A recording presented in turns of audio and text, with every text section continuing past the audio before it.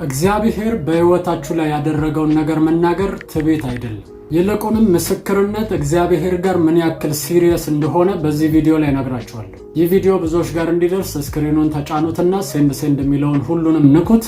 እሺ፣ አብዛኞቻችን እግዚአብሔር በሕይወታችን ላይ ስላደረገው ነገር በብዙ ሕዝብ ፊት ባንናገር እንኳን በሁለትና በሶስት ሰዎች ፊት መናገር ያስፈልገናል። አንድ የገረመኝን እግዚአብሔር ለምስክርነት ያለውን ትልቅ ቦታ ያየሁበትን መጽሐፍ ቅዱሳዊ ጥቅስ ስላሳያችሁ። መጽሐፍ ቅዱስ ላይ ያለችው 12 ዓመት ደም ስለሚፈሳት ሴት ሁላችንም እናውቃለን።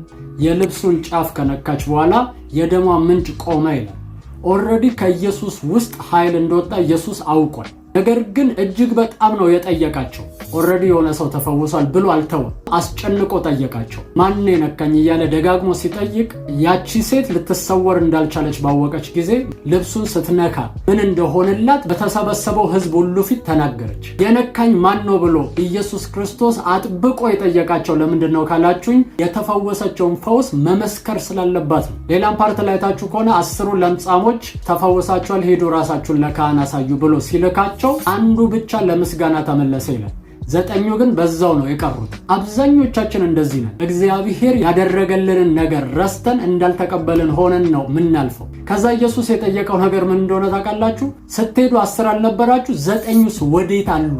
ስለዚህ ኢየሱስ ኤክስፔክት ያደርጋል ማለት ነው የእናንተን ምስጋናና ምስክርነት። ኢየሱስ ክርስቶስ ከፈወሳቸው በኋላ ለማንም እንዳትናገሩ ያላቸው ሰዎች ሁሉም ወይ ብላችሁ ከጠየቃችሁኝ አሉ። የሚገርማችሁ ነገር ግን ያህንን ብሏቸው እነዛ ሰዎች ሄደው በከተማ ሁሉ አወሩ ይላል። ሕዝብም ተሰበሰበ ብሎ ይናገራል። ኢየሱስ ግን ተቆጣቸው፣ ገሰጻቸው የሚል ነገር አታዩ። አትናገሩ ያለበት ምክንያት በኢሳይያስ ምዕራፍ 42 ቁጥር 2 ላይ ድምፁን አያሰማም በአደባባይም አይጮህም የሚለው ቃል ይፈጸም ዘንድ ነው ይህ የሆነው። አንዳንዶቹን ደግሞ ሂዱና የሆነላችሁም በሰፈር ሁሉ በከተማ አወሩ ያላቸው ደግሞ ሰዎች አሉ።